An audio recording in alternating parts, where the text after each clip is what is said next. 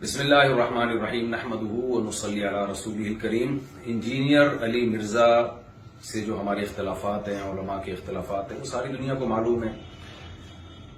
جناب انجینئر علی مرزا کے نظریات سے ہم متفق نہیں ہیں۔ میں جہلم بھی گیا اسی سلسلے میں، لیکن جب تک دلائل کا جواب دلائل سے چل رہا تھا معاملہ ٹھیک تھا۔ اب ایک فتویٰ آیا ہے سامنے جو بڑا پھیلایا جا رہا ہے۔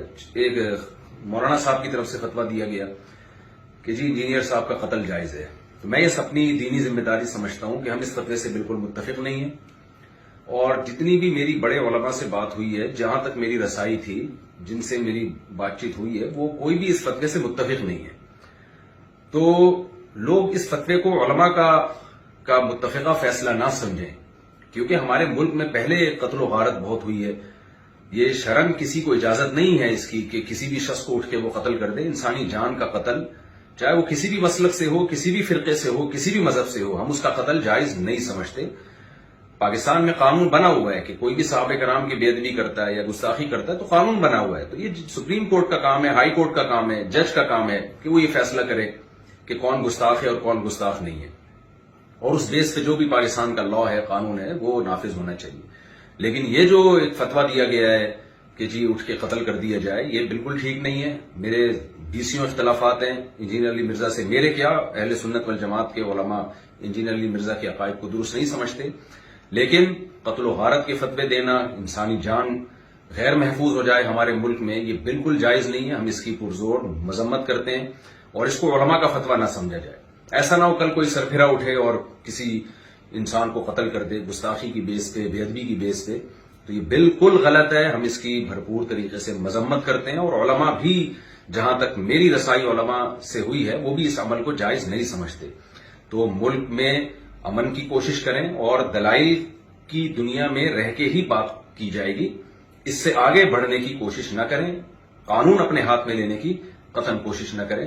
یہ جو ریسنٹلی فتویٰ آیا اور سوشل میڈیا پہ پھیلایا جا رہا ہے، بالکل غلط ہے۔ قرآن و سنت کی روشنی میں اس فتوے کا کوئی سر نہیں بنتا، اور وہ پھر یہ ہے کہ ذرا سی کسی کی بات زبان سے کوئی لفظ نکلتا ہے نا، لوگ اس کو پکڑ لیتے ہیں۔ جنید جمشید کے ساتھ ہوا، مولانا طارق جمیل صاحب کے ساتھ ہوا، اور سیالکوٹ کا جو واقعہ ہوا تھا، ہم تو یہ جو واقعات تھے ان کے زخم ابھی چاٹ رہے تھے کہ جناب ایک اور فتویٰ مارکیٹ میں آ گیا کہ جی فلاں کو قتل کر دیا جائے۔ یہ بالکل درست نہیں ہے۔